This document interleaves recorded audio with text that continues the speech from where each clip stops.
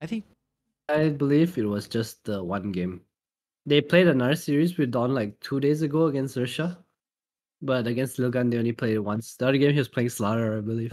Yeah, that's right. Yes, there was a Slardar game. Okay, so more than likely we're going to see the pairing with the Dawnbreaker picked up here.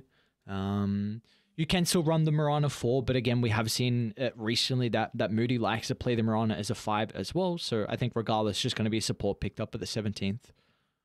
Mm-hmm. Disruptor doesn't really do anything to stop the Dawn in lane as well. I wonder if they'll send the Tusker up there. This is a pretty strong lane from Purple Paradox. Just many stuns, many damage kind of lane, you know. Don't think SF wants to go up here as well. Dire team ban. Left zero, there you go. Alright, so it's a mid SF against the Ember. Kind of vulnerable to rotations later on, but he does have a good one-on-one matchup. Radiant team ban. Yeah, there are going to be some concerns if Purple Paradox are able to. I mean, you can definitely leave the Dawnbreaker solo versus the Lifestealer. He'll get experience. He'll get a little bit of gold.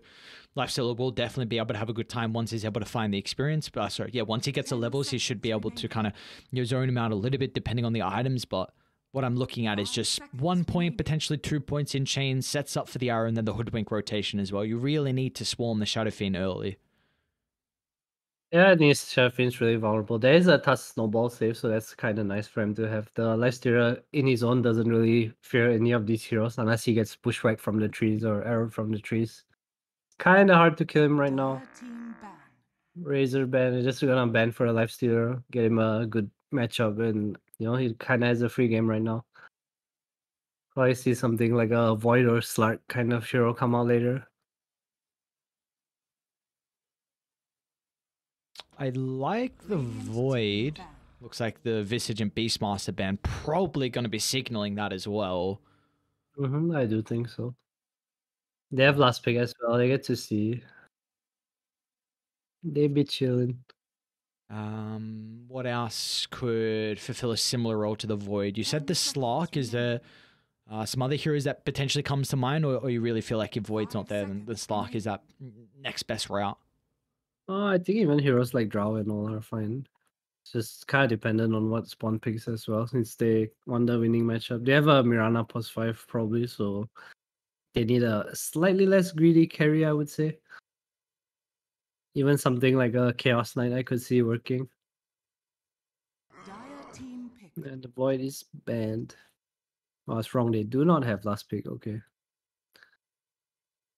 I wonder what they'll go into with this Void ban. I do like Chaos Knight the most here, I think. It's a stun, strong lane. Can't really go wrong. 10 seconds remaining. 5 seconds remaining. Trying to see what the response can be for a spawn team. We got the Slark. All right, so you're gonna need some AoE damage now to be able to address the Slark. Yeah, some control. They only have Disruptor at the moment. You want something that can kind of just lock him there. Not too sure what that is though for spawn. Definitely control. Maybe some X, some what's a Kimizu hero? 5 seconds remaining. Legion X. Yeah. Doom is banned. Mars is banned. Not too much left in the pool for him. Sand King's kind of a dead hero as well. Yeah, lane's really rough because Sand King that one's kind of useless. He has a Tusk with him. Might go for range hero as well, just to win the lane. Yeah, I was thinking like Enigma as well before I saw the Slark, but I think Enigma's good against Slarks. Yeah, there you go. You think it's good versus Slark? Yeah, but I think the problem is that now they can put the Hoodwing as like in the safe lane, and he does really well against the Enigma. I'm not sure if they'll do it though. They can also just put the Dawn down there. Both heroes lane really well against Enigma. As the game goes on, they will not have a way to address the black hole. I mean, I suppose the Dawnbreaker, if he goes Basher, we do see that route potentially. It's going to depend on if he has a really good game and kind of look to play as a core. But I don't know if you kind of can in a game like this where you've got a Slark and an Ember Spirit. Like, these heroes don't really want to take a backseat. Yeah, I think the problem with Spawn's lineup is their heroes don't really help each other. Like this SF Lifesteal Enigma, they're kind of like independent cores in their own way, and they don't really like enable each other. They have to do really well and like keep doing well by themselves. Yeah. Whereas Purple Paradox has a lineup that if they fight, their heroes kind of enable each other and make sense together. I think it's kind of looking a bit scary for Spawn, in my opinion. Which is a concern then, because I think it's going to make it easier for Purple Paradox to be able to rotate mid and bring down Potter 2. Because we were kind of mentioning before, like this is something that the Shadow Fiend's going to be vulnerable with, and you need to kind of look to set up some pretty strong side lanes just to make sure that if the cores are left alone and the supports have to rotate, then those cores are going to be okay. But I mean, it looks like the Enigma is not going to have too good of a time if that's the case. I don't think this game, a lot of Spawn's game is on their supports. They have to be in the right places all the time. Their cores are just kind of, I would say, a bit AFK-ish for the first half of the game. Prepare for battle. I guess it's then going to be the question of, is there a playmaker that we can see out of Spawn to look to try and make that space? Or is it just a completely reactionary game? We just play off the back of defensive wards, protect the river, try and protect some key choke points, and look to just try and get as much as we can. I think it's probably just the Tuskar early on. He will have a good lane because of the Enigma, and we'll see if he can like turn that into anything. Probably maybe even kill the Ember. I think the one nice thing for them, at least, is the fact that it's a Delul Tusk, and was questioning yesterday again, of course, with the previous team on Apes. Delul was their position 3 player. Haven't seen him transition, or haven't seen him play on the 4 until yesterday, and he looked quite good. And Tusk was one of those heroes in particular that I was very impressed with. So I will see if he's going to be able to replicate that in this game. His tiny yesterday was he had quite a standout performance. I would say, like super aggressive, getting all the toss backs. Very confident in his decisions, I would say. What do you make of this Observer Ward from Dire, kind of in between the tier 1 and tier 2 tower mid lane? I think they just wanted to get the lane because you can see their... They get the triple raise from Potter 2 thanks to the shards position from Delul. They're going to try and let the Shadow Fiend find that last little incident damage, and they will be able to do so. So first blood picked up for Spawn. Very nicely done. This hurt them a bit, but these are the lanes that they wanted. They want this Dawn Hoodwing against the Enigma. It's a super hard lane for the Enigma to play against. That being said, down here is not that favorable for a Slug as well. Disruptor and Lifestealer is not an easy lane to play against, but he would have had a hard time against the Enigma lane anyway, so I think they're pretty happy with this laning phase. Alright, bye-bye Eidolons. Easy bushwhack into the Starbreaker. Dire's top tower is under attack. Definitely in an interesting change up with the lanes here. I think this lane setup also enables the Mirana to kind of be the one to rotate mid. Because in the safe lane, it's kind of hard to leave.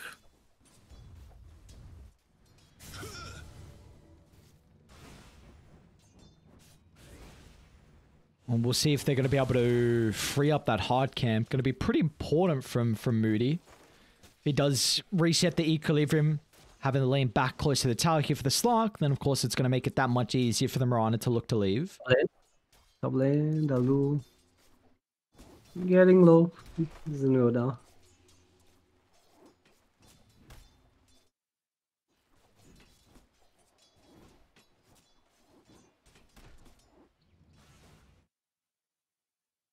Not crazy.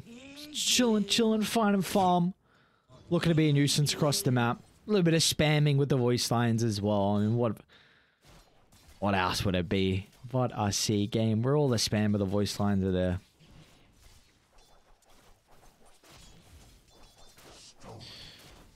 Oopsie. No crazy winners so far. I'm keeping my eye on how this bottom lane's able to shape up. 88 going for the Orb of Venom, and we see Jikaru with the triple gauntlet as well here in this lane. So a lot of damage to try and help CS against the Slark. Top lane, Delul in some trouble at the moment. Not gonna have enough damage to bring him down though. 35 will be forced to be committed. That was a good attempt. Just need to keep killing Eidolons in this game. In this lane. Super hard for Enigma. How's mid lane going? Valky doing kind of well even with the SF. Yeah, even the SF having that first blood advantage as well. So, okay. What's this? Is still what a hero, man. Just watching a Shadow Fiend inside the lane when you get a couple of raises. Yeah, it's so annoying. It's just 2 spells and you have to Valky. Velky? Stick's not going to be enough for that last raise. So Velky's going to be able to get out. Top lane though. The Lord Kamizu also falling incredibly low.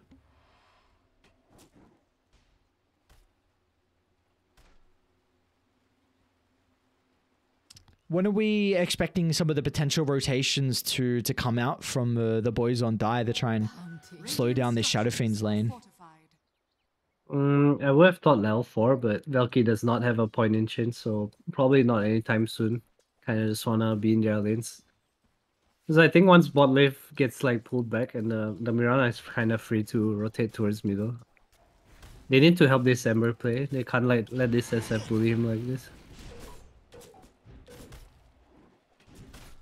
He also has no points in arrow yet, so yeah, definitely not ready to make the rotation. Dalu? Some trouble at the moment. Is actually going to look to turn. They don't have the Eidolons to play with, but it will not matter. They get the kill before the tusk goes down. Going to be nice for Kamizu. He's got a full wave going under the tower. He's under the pump at the moment. Dawnbreaker going to try and make sure that he's not able to freely CS. He's so low though. We see mid lane Porta 2 is kind of taking over. Valky level 4. Almost a full level behind. No, mid lane, they are going on the SF. He has Quelling Blade though. Oh, nicely done. Oh, he missed. You are too slow.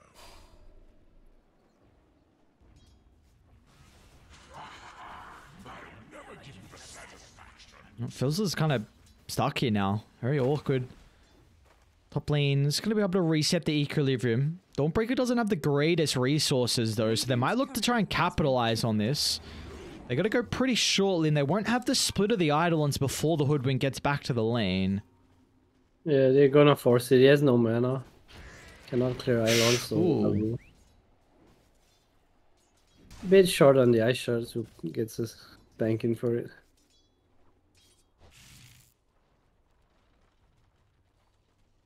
Bot lane Moody, kind of playing around with Trevins.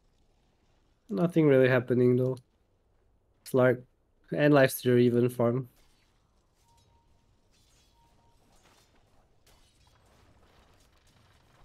Yeah, just was intrigued if either of these heroes were going to go for like some aggressive items to try to help with their lane, but looks like Jikro just wants the phase boots, going that chainmail early on as well to try and provide him a little bit of extra protection against the right-click spam from Moody along with the Slark. Definitely feels like bottom lane is really not the lane where there's going to be all the action. Top lane? Yeah, top lane, Kamizu, that's where the action's going to be. Melphus holding back the Dawnbreaker for the moment. The Loof required can look to step on over as well. In fact, he's going to use the shards aggressively. But Kamizu doesn't have the health wall to be able to help out from potentially finding a kill. Oh, nice use of the Quelling Blade. Valky walking bottom. Dire's structures are With the siege creep, they forwarded too. Alright, this is big. Travens might be able to bring down Moody. Glimpse back. That's going to be enough damage. So they get a 1-for-1 trade. Okay. Nothing much, I guess. Just some net worth for the Ember. You take what you can get, especially with how the lane... he's top of the net worth actually on Ember. Yeah, doing a good job. The kill definitely helped. Extra 200 gold. Kind of even. Yeah. Very nicely done. Valky even ranting it to try and secure the range creep CS, but this is definitely going to be that one big advantage. And overall, what you were saying, Raiden, this is a lineup that's unable to make too many plays across the map. Top lane, Kamizu. Dawnbreaker's already used a lot of his spells, so won't be able to move on 4 for the kill onto the Enigma. And That's going to cost him his own life there. The spell casting just not on point. The Spawn's going to be able to capitalize on the out of position Dawnbreaker. There's some miscommunication. I think the Dawn just wanted to kill the Eidolons, but Fear hit the bushwhack and they kind of like committed to both sides at once. We will see another round of the Power Runes coming up shortly. Only one rotation. It's going to be Travens on the Disruptor. Oki should be able to dodge this with a slight, but unfortunately, it's not going to be a rune down bottom. He should be able to get a kill nonetheless, though. So poor old Travens not really going to be protected for too much there. As Potter 2 even pops the haste to try and get a little bit closer, but nothing he can do. 2-0. On the way to his flawless performance. Oh. Interesting skill build. 0-3-3. Just so the SF doesn't fully remove his Flame Guard with the secondaries. When he had Raindrop at least. Now it probably does. No chains with the Mirana. Mirana still no arrow, level 3. Is this... Are you forced to go for this kind of build because of the lane versus Disruptor? I think you mentioned yesterday that the Disruptor into the Mirana is a bit awkward for the Mirana to play in the lane. I think he did fine. I think he ended up winning most of the trades against the Disruptor. And the Slark kind of just had this 1v1 with the Lifestealer all the way. If you look at Networth, actually, the Slark like 1v1 is like 1k goal ahead of the Lifestealer. Moody. Brunch. So, gonna try and play around with the arrow, but unfortunately that's not gonna buy him enough time. Valky will look for the cleanup though. Is gonna be quick with the kill, Remnant over the top of the Lifestealer as well. Valky's actually considering about going in because they've got the Solar Guardian to work with. Potter 2 though, turnarounds there with a Requiem. The last raise as well secures the kill, but it'll come at a cost as Potter 2 will end up going down. But they still want to try and continue on with the skirmish here as the Slark peeding onto Jikroy. One more right click is all they need. The bonus movement speed coming out of the Shadow Dance will be able to secure the kill under the tower, but with the double supports TPing in, they'll get their own revenge. The damage, they don't have a response to the tier 2 tower early on as Slark goes down. And now the Dawnbreaker is going to be glimpsed back as well. That'll reveal the ward on the high ground, but if they can get the kill onto the Dawnbreaker, it'll be more than worth it. They'll make it work for it. Potentially even attempting to bring down Delul. Is it Thunderstrike enough? Or it looks like with the Snowball, that should be enough. Delul, one more right click. Can he get it? They both have the same. Oh no, Delul. Oh no. Oh, that's kind of greedy by Jikroy. He could have invested in the camp on the left, but decided to run. Ends up going down, but they do trade some levels on the supports. Close to level 6 on both with the Tomb, I believe. Mizu as well, free farming up here now that the Dawn has left his lane. He might be dead though. Look at the long wraparound. You've already got the Sharpshooter as well. See if he's going to be on the mark. Just flies on by, but it doesn't matter. They've got multiple heroes nearby. They've got a catapult wave as well, so I wonder what they're going to look to do with it here for Purple Paradox. Travin's setting up though. They out of here. Same A, definitely in some trouble. Oh, the bushwhack, just a bit too late. Static Storm's going to be laid down here, so with the extra damage, great use of the shards as well, is going to block the Dawnbreaker from looking at trying to reposition, so he's going to do as much damage as he can. Will bring Travens into the grave with him. That was a lot of damage. Valky back up here, always coming for the free goal. Oh, easy. Oh, alright. Snowball dodge. They have to black hole as well. They're going to be cautious if they group up. Valky's going to try and pivot down to the south. The Moonlight Shadow is even going to be able to help protect him as well. Does he want to go in though? Valky doesn't have the greatest mana pool to work with. We'll be relying on a couple of slights to be able to help out with the kill. It's going to be off the mark with the first and force Remnant away. Love a good old regen. Comforting rune of regeneration. A lot of kills. 21 kills, 12 minutes in. A 2,000 net worth lead for Purple Paradox.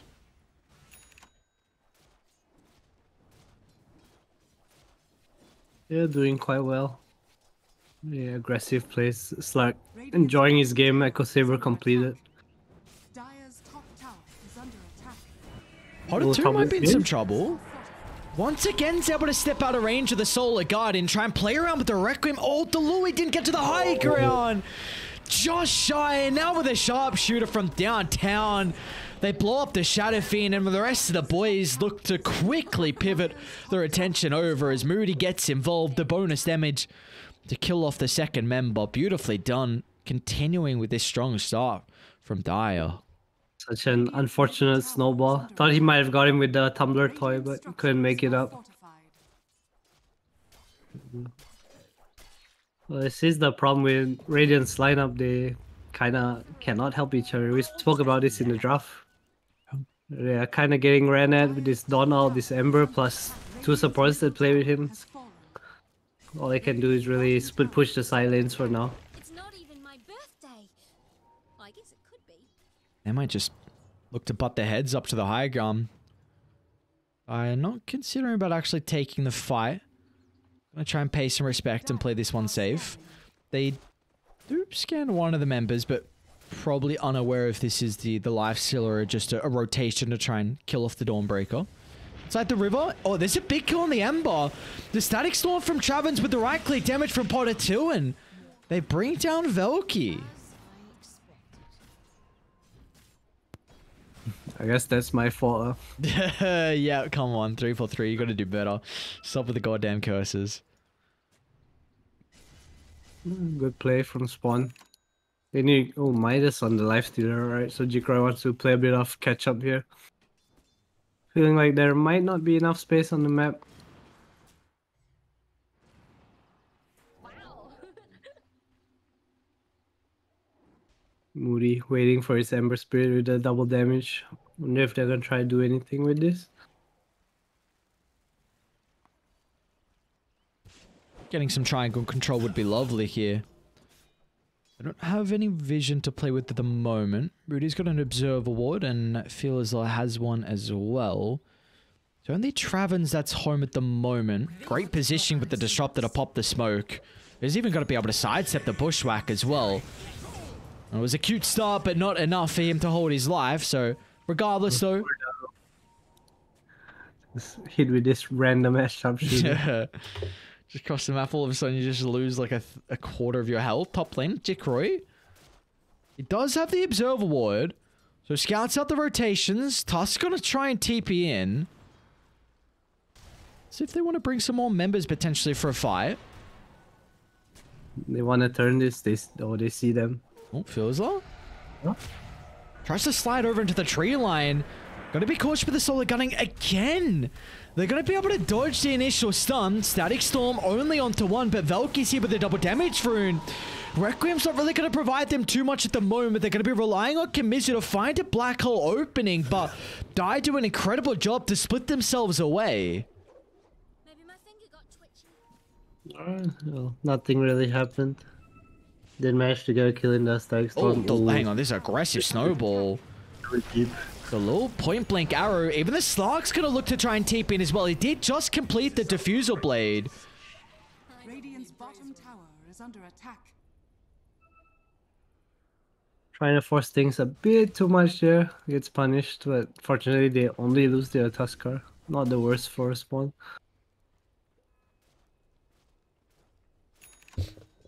This Slark is so farmed. My god. Diffusal, Echo Saber. It's ready to battle. I think the one nice thing for Raiden is that they do, if they take a successful team fight, they can definitely look to consider about Roche. You've got tag team maxed out, you got Wraith Pack completed. Mid lane, Potter 2 is going to be alright. So you just need that team fight. And Yeah, I don't think they're weak as a ball, but it's like just kind of hard to kill the mobile heroes in Slug Ember. They need to like commit a lot for one kill, and then the fight's kind of messy from there. kind of seems like the way to really get that jump is Travens with the Static Storm. He's done it a couple times so far this game. Yep, another ward being put up. The Slark has a sentry though, they know. But he will run away. Bot lane? The little... Should could end up going down. Velky's actually got no more remnants. Chains up in a couple of seconds, but Delul survives, so really nicely done. That was a beautiful snowball to dodge a little bit of the damage at the start there from Dire. Looking Now to Potter set up 2. Yeah, it's going to set up with the Requiem of the tree line. Has the Flame Guard activated, so it's going to be able to mitigate a lot of the damage. And now even the Dawnbreaker looks to enter the fight with a statement. That was a good attempt from them, lacking some damage. The Dawn ult did come in pretty quick as well. Very well played from Purple Paradox. Slark doing Slark things. Nighttime, controlling your map. One feeling a bit choked out here. Not really ready to take a fight. Radiant's middle tower is under attack. Do we see Dire's top tower kind of is something under attack. shortly where they might be in a position where they can consider about taking a fight? I feel like they need to try something before the Mirana has offering, because the Dawn has Deso and they'll get Roche for free. Maybe they're just waiting for daytime, so that's like this not that impactful, but it feels hard to force things with their heroes. They really need the initiation with the Disruptor. Maybe the Blink is what could help out here for the Enigma. Isn't Yeah, it too would- far away. Potter 2. Vulnerable for the moment. Beautiful snowball save. Another static storm nearby as well, but Velky's got a beat to play with. So they'll look to turn for the easy kill onto the Hoodwink instead. Oh, they get that Kimizu, right. he also gets the black hole as well, just venturing on forward. Lands the solo ultimate and 2 heroes down on Dire. This can open up some objectives now for Spawn. Roche, they should run into Roche. They need to, I feel. 20 seconds on the Hoodwink. I'm not sure if this is fast enough, but they can try. Dire are scanning. Alright, why am I Yeah, saying all that? right. Holy, it looks like it should be fast enough. Is Slark 88's gonna go for coming it? in. Probably, he has ult. No Requiem, no Black. Roche is falling low. Who's going to be able to get the Aegis? It's Potter 2, and now with the Requiem as well, it's going to send Dire packing. They're all split away, and it looks like they're just going to try and Delta split and hope they can get out. And everyone will make it. Rage clutch fight mid into Roche. Kind of back into the game now. Just need a bit more items. Enigma finally has his dagger. Tuskar is still kind of far away. Ooh, top lane. Oh, Slice still went for Halberd. That's interesting. I've never seen this before. Naked Halberd.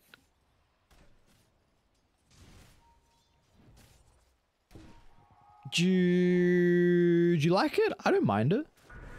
Oh, where we I think go it's good. across the map, Solar Guardian. I think it's good. It helps him deal with the Slark. Because this is a game where you don't need to act as that win condition. You've got the Shadowfin to kind of fulfill that role. Honestly, even the Enigma as well. Yeah, I like his build. AC Basher. I think it's a good item build. You just need to like stick to targets and kind of man up for your team. Radiant structures are fortified. So the past couple of minutes here for Spawn has Tower is under attack. been one to remember for them, at least in this game, to help them set themselves up. But it still looks like Dire going to continue on with the pressure. T2 tower is going to get claimed, and they'll be able to protect their T1 tower mid as well. Are we expecting Spawn to do anything with the Aegis, or are they still a bit too far behind, where this is more of a just you take the Aegis away from Dire and try and look to farm with it? Attack.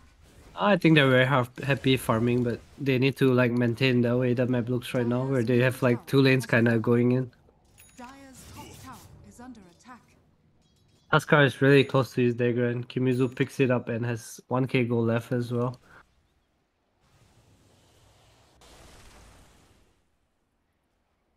Once there are a bit more items that come out on spawn, the threats on these heroes that are pushing the side lanes will be very real.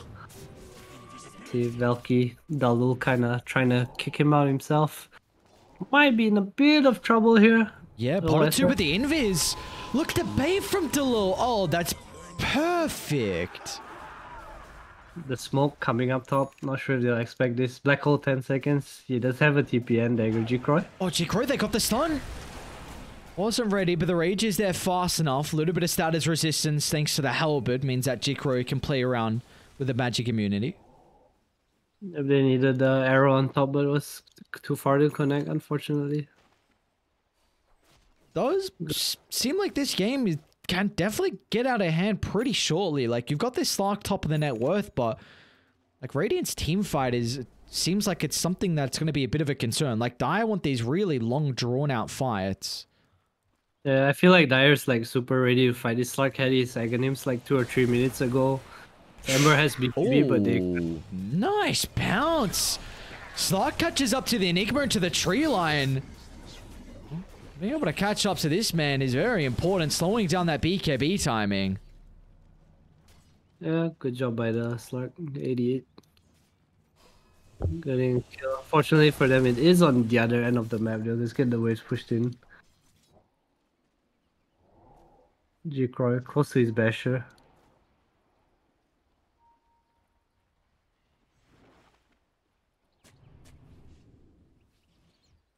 We'll see what the play is going to be once he's able to pick this one up again. Really, it's just been Radiant. All the reactionary gameplay from them, and Dire have been the ones kind of setting the tempo. Mid lane, Potter 2. Many dodged. Many spells dodged. Dire's top tower is under attack. Easy Lucky. side steps. Yep, Maelstrom complete. Both teams kinda chilling. Dire more because of the Aegis than anything. Slark has his shard soon as well. Probably waiting for another 1 minute for nighttime, and then they'll look to go with the Aegis ending as well. Got an interesting build out of Phil's though with the Hoodwink. Shard, Kaya into the E-Blade, so just looking to try and play around with the burst. Who do you feel like he is wanting to blow up in a lot of the fights? I think you take any kill you can. Doesn't really matter. Okay. Any kill is like super value against him. You kill their cores, they kinda lack damage. You kill supports, they kinda lack control. Valky, are they gonna try this? Oh. They should know they're smoked. The Idol's just popped out. Yeah, we have a counter smoke coming up. Nighttime Slark. Here we go. He's gonna see them first. We'll jump away. Potter 2. A Requiem that gives them nothing. And now Dai can look to jump into the middle, and Valky's gonna do just that. The man fight at the moment, they're going to be cautious about the black hole. Kamizu's waiting in the wings, trying to find the opening. He doesn't see it at the moment. Now it gets to jump in. The damage is going to be there from Potter 2 off to the right side. Needs to find the right clicks, but he's not able to set themselves up. As Dire Wraith back lay it down, but it doesn't matter. Delor's going to try and turn it back around. An Infest Bomb, but they just don't have the members. 3 heroes already down in the grave, so Jikroy, he'll look to try and rage and TP out, and he will make it. But at least Delul, well, he's not going to have the same fate. The team fight kind of split up for spawn there, where Jikroy and Dalu were going on the Dawn. They do get him in the end, but the Black Hole had no follow-up. No BKB as well on the Enigma. And Nighttime Slark, kind of strong. Vision in general, kind of a strong thing. I don't know if I'm not sure if you've mentioned it so far, but the Death Shroud now as well to be able to counter the black hole is going to be a really nice answer. Yeah, it's nice. It's so nice to play support and your Slark saves you. Even the Dawn, like it's hard to play Lifestealer against it because your rage gets kited. But like this double out. Top lane, Moody. Rift Pack is done for Moody. Oh, wrong way. Moody, no. Where does he go? Phil's not going to have the burst, but that's where Siamese is able to come into play. A very awkward position, though, for the Dawnbreaker. He's able to slip out to the right side, though, thanks to the Celestial Hammer. Jikroy can't lock onto his target. Need to try and set up a blockade here as Dire continuing to puncture on forward. Radiant's courier has been killed. Ember's so close to his Aghanims as well. Oh, Poda too? He's fine. Oh. He is still fine. Alright, well, lead continuing to grow though for Purple Paradox, up to 10,000 gold, 27 minutes in. Still nighttime for another 2 minutes 30, so would love to see them continue to play aggressively across the map. Yeah, 88 doing a real good job. He's abusing his night vision. Dewarded everything in this area and he just sees. 88. Oh. There's the jump. he Oh, he next to him. forces out the Static Storm as well. Now this might be the opening to go in. They want to try and force a BKB. Potter 2 gets some distance thanks to the Hurricane Pike. But the Bushwhack from Fearless is on point. Holding two members into play so Slark can look to move on forward. The arrow clips the Shadow Fiend, so Velky's going to be able to capitalize with the stun control. And now they can clean up. It's all Dire's team fight as they will melt under the damage. No way they can contest them as 4 members will be neutralized. Oh, that's so awkward for a spawn. They didn't. Enigma didn't want to fight this because he has no BKB. This fights feel so hard. There's just Dire gets to pick all their fights. They see everything. There's throwing spells from left, right, and center, and you know, spawn. They don't really have an answer to that. Kimizu? Oh no, not like this.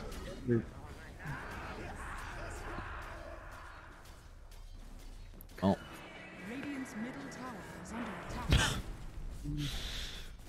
Dodging the Dawn heal. Yeah, screw you, dude. I'm a Slark. You think I need your heals? Pff, get the hell out of here, dude. Radiant structures. I don't take no handouts. Radiant's middle barracks are under attack. Nearly barracks gonna get claimed. An easy disengage, and all of a sudden, this net worth lead is just ballooned further out of control. 17k now for Purple Paradox, and Spawn team on the verge of having their first map defeat here through the group stages. Does it count if they're playing with a stand-in? Radiant are scattered. Kinda. Radiant's top tower is under I attack. know. I mean, I guess we can put an asterisk next to it, but unfortunately, I think it kind of does. Oh, unfortunate. Unfortunate. Tower has fallen. Nighttime, I'm at least about to expire shortly. Maybe that'll Radiant's top tower is under attack. give some breathing room here for Radiant, even though they are just so far behind. But like you said, has been really impressed with just the Slark and overall Dire, what they've been able to do every single nighttime and utilizing that advantage to perfection.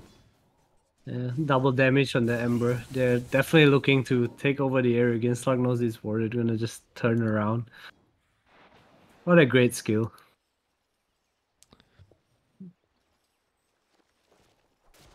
Real disciplined play here, not running into their opponent's vision. Close to Skadi on the Slug as well.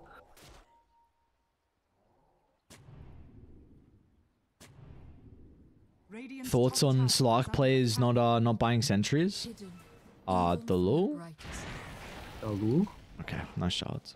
He's fine. I mean, I think you should always buy like 2 sentries, unless you're poor. If you're poor, sure, don't buy sentries. Uh-oh, they're coming! Jikori is just going to be able to rage TP up. Oh, Kimizu. That was Just close. a long TP. Alright, he's going to be chilling for the moment. The Lul?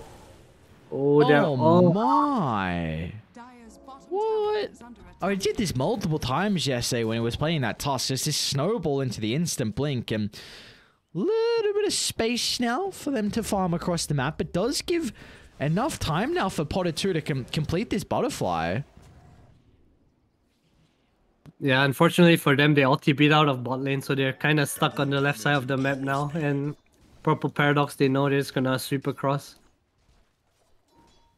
Kimizu does have his... Oh no, he's one creep away. No, look at the damage from Velky. The bonus health out of the Infest. Oh, Kimizu. No, BKB now pulling out, but nothing they can do. Slark's going to pounce on forward. Velky as well. It's a great Static Storm, but Dire just too far ahead. You can hope and pray that you can turn it back around, but it's not going to be the case when there is this large of a deficit. Potter 2 will get some distance away, but not for long, as Dire will swarm to his location behind the tier 3 tower. And they call it. So sad. That was so sad. This Enigma was trying to hit this last creep for his BKB, and he had Philosopher's Stone, so it was taking forever to kill it. And Valky just shows up. Oh no.